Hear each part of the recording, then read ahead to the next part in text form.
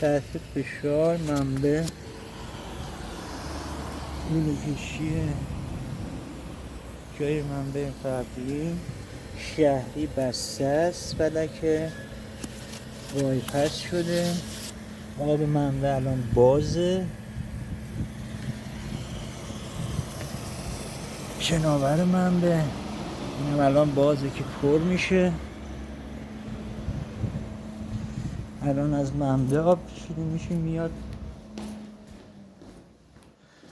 داخل پمپ و منبع انبساط که با باز کردن آب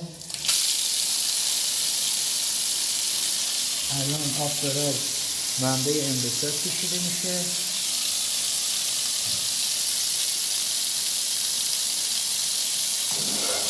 که استارت کرد.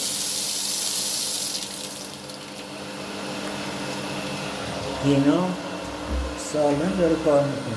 منبع تحت انبساط پر شد. الان باید منبع رو پر کنه خاموش که الان خاموش کرد. مبارکتون.